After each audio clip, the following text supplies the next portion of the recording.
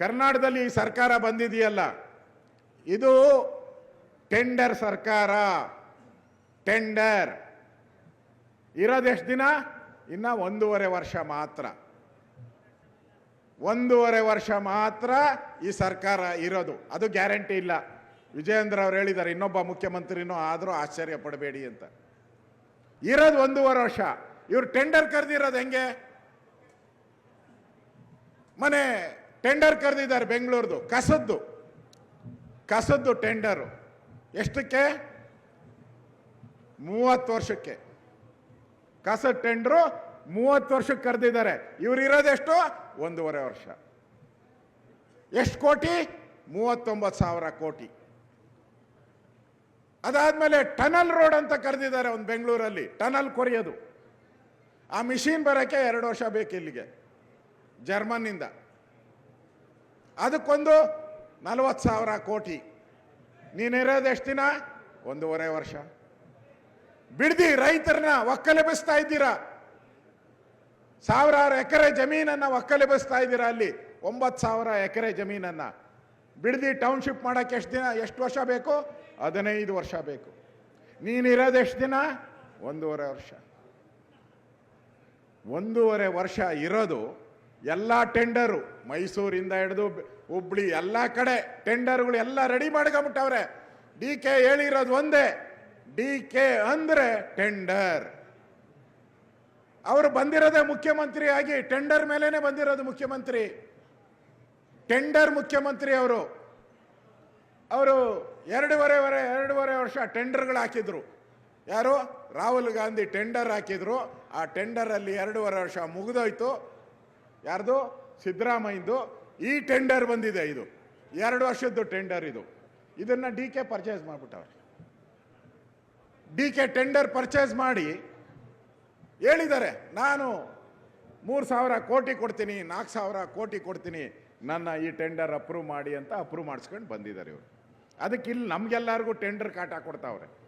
ಇರೋ ಬರೋ ಕರ್ನಾಟಕದಲ್ಲಿ ಇನ್ನು 50 ವರ್ಷ ಯಾರು ಸರ್ಕಾರ ಬಂದ್ರೆ, ಯಾರ ಮುಖ್ಯಮಂತ್ರಿ ಆದ್ರೆ ನೆಕ್ಸ್ಟು ಅವರೇನು ಕರೆಯಂಗೆ ಇಲ್ಲ. ಟೆಂಡರು ಕಸದ್ದು ಕರೆಯಂಗಿಲ್ಲ, ಟನಲ್ಲು ಕರೆಯಂಗಿಲ್ಲ, ಟೌನ್ಶಿಪ್ಪು ಏನು ಕರೆಯಂಗಿಲ್ಲ.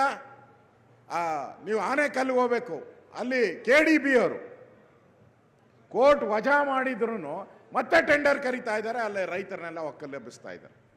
ಇಡೀ ಕರ್ನಾಟಕದಲ್ಲಿ ಎಲ್ಲೆಲ್ಲಿ ಅಕ್ವಿಜೇಷನ್ ಮಾಡ್ಬೋದು ನನಗಿರೋಂಥ ದಾಖಲೆಗಳನ್ನು ನಾನು ತಂದಿದ್ದೀನಿ.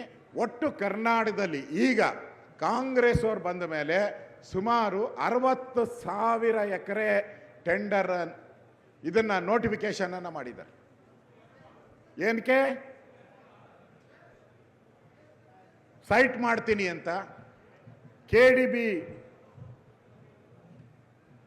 ಲೇಔಟ್ಗಳು ಮಾಡ್ತೀನಿ ಅಂತ 60,000 ಎಕರೆ ಕರೆದಿದ್ದಾರೆ. ಈಗ ಇರೋ ಸೈಟ್ಗಳೇ ಕಟ್ಟೋರಿಲ್ಲ. ಈಗ ಮೈಸೂರಲ್ಲಿ ನೀವು ಸುತ್ತಮುತ್ತ ನೋಡಿ, ಖಾಲಿ ಇದೆ ಎಲ್ಲ ಸೈಟು.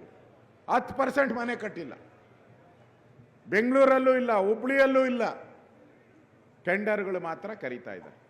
ಈ ಸರ್ಕಾರ ಕಮಿಷನ್ 60% ಕಮಿಷನ್ ಹೊಡೆಯೋಕ್ಕೆ ಬಂದಿರುವಂಥ DK ನೇತೃತ್ವದ ಸರ್ಕಾರ. ಇದು ಇರಬೇಕೋ ಬೇಡೋ? ಇರಬೇಡದು ತಾನೇ? ಇರಬಾರ್ದು. ಅದಕ್ಕೋಸ್ಕರ ನಾವು BJP ಈ ಒಂದು ಸಮುದಾಯ ಯಾವ ತುಳಿತಕ್ಕೆ ಒಳಗಾಗಿದ್ದಾರೆ, ಸಣ್ಣ ಸಮುದಾಯ ಇದೆ, ಈ ಸಮುದಾಯದವ್ರನ್ನ ಗುರುತು ಮಾಡಿ ಇವತ್ತು ನಾವು ಅವರಿಗೆ MLC ಸ್ಥಾನವನ್ನು ಕೊಟ್ಟಿದ್ದೀರಿ. ಅದೇ ರೀತಿ ರಾಜ್ಯಸಭೆಗೂ ಕೂಡ ಮೊದಲ ಬಾರಿಗೆ ಒಬ್ಬ ಕುರುಬ ಸಮಾಜದ ವ್ಯಕ್ತಿನೂ ಕೂಡ ನಾಗರಾಜ್ ಅನ್ನೋರ್ನ ನಾವು ಇವತ್ತು ರಾಜ್ಯಸಭೆಗೂ ಕಳಿಸಿದ್ದೀರಿ ನಾವು. ಅದರಿಂದ BJP ಇವತ್ತು ಆ ಸಮುದಾಯಗಳ ಪರವಾಗಿ ಯಾರ ತುಳಿತಕ್ಕೆ ಒಳಗಾಗಿದ್ದಾರೆ ಆ ಸಮುದಾಯದ ಪರವಾಗಿ BJP ನಾಮಿನೇಷನ್ಗಳನ್ನು ಮಾಡ್ತಾ ಇದ್ದೀರಿ. ಈ ದೇಶದ ಪ್ರಧಾನಿನೇ ಹಿಂದುಳಿದವರು, ರಾಷ್ಟ್ರಪತಿನೇ ಸಣ್ಣ ಸಮುದಾಯದವರು. ಈ ಥರ ಸಣ್ಣ ಸಮುದಾಯಕ್ಕೆ ಅವಕಾಶವನ್ನು ಕೊಡುವಂಥ ಕೆಲಸವನ್ನು ನಾವು BJP ಮಾಡಿದಿರಿ. ಇವತ್ತು ಕರ್ನಾಟಕದಲ್ಲಿರುವಂಥ ಈ ಭ್ರಷ್ಟ ಸರ್ಕಾರ ತೊಲಗಬೇಕು. ಇಲ್ಲ ಅಂದರೆ ಮುಂದೆ ಈ ರೈತರು ಯಾರನ್ನು ಉಳುಮೆ ಮಾಡೋಕ್ಕೆ ಸಾಧ್ಯ ಇಲ್ಲ, ಬಡವರು ಯಾರು ಬದುಕಕ್ಕೆ ಸಾಧ್ಯ ಇಲ್ಲ. ಯಾರಿಗೆ ಫ್ರೀ ಅಂತ ಹೇಳ್ತಾ ಇದ್ರು, ಅದು 5,000 ಕೋಟಿ ಲೂಟಿ ಹೊಡೆದಿದ್ದಾರೆ. 5,000 ಕೋಟಿ ಆ ಬಡವರಿಗೆ ಕೊಡುವಂಥ ಹಣದಲ್ಲಿ 2,000 ರೂಪಾಯಿ ಕೊಡ್ತೀನಿ ಅಂತ 2 ತಿಂಗಳು ಕೊಟ್ಟೇ ಇಲ್ಲ. ಎಲ್ಲೋಯ್ತು ಅಂತ ಗೊತ್ತೇ ಇಲ್ಲ ಅಂತಾರೆ. ಅಂದರೆ ಫ್ರೀನಲ್ಲೂ ದುಡ್ಡು ಹೊಡೆಯೋ ಸ್ಕೀಮನ್ನು ಮಾಡಿರುವಂಥ ಸರ್ಕಾರ ಇದು. ಇದುವರೆಗೂ ಲೆಕ್ಕ ಇಲ್ಲ. ಅದನ್ನು ವಿಧಾನಸಭೆಯಲ್ಲಿ ನಾವು ಕೇಳೋರಿದ್ದೀರಿ, ಕಳೆದ ವಿಧಾನಸಭೆಯಲ್ಲಿ ಹೇಳಿದ್ದೀರಿ. ಈ ವಿಧಾನಸಭೆಯಲ್ಲೂ ಅದನ್ನು ಪಟ್ಟಿಡಿದು ಆ ಸಮುದಾಯಕ್ಕೆ ಏನು 2,000 ತಿಂದಿದ್ದಾರೆ ಅದನ್ನು ವಾಪಸ್ ಆ ಜನಗಳಿಗೆ ಕೊಡುವಂಥ ನಾವು ಕೆಲಸವನ್ನು ಮಾಡ್ತೀರಿ. ಇವತ್ತು ರಘು ಕೌಟಿಲ್ಯ ಅವರಿಗೆ ಈ ಕಾಯಕ ಸಮಾಜದ ಒಕ್ಕೂಟ ಮಾಡಿರ್ತಕ್ಕಂಥ ಅಭಿನಂದನೆ. ಅರ್ಥಪೂರ್ಣವಾದಂಥ ಕೆಲಸವನ್ನು ಮಾಡಿದ್ದಾರೆ. ನಿಮ್ಮೆಲ್ಲರ ಪರವಾಗಿ ನಾನು ಕೂಡ ರಘು ಕೌಟಿಲ್ಯ ಅವರಿಗೆ ಅಭಿನಂದನೆ ಸಲ್ಲಿಸಿ ನನ್ನ ಮಾತು ಮುಗಿಸ್ತಾ ಇದ್ದೀನಿ. ಧನ್ಯವಾದಗಳು. ಭಾರತ್ ಮಾತಾ ಕಿ.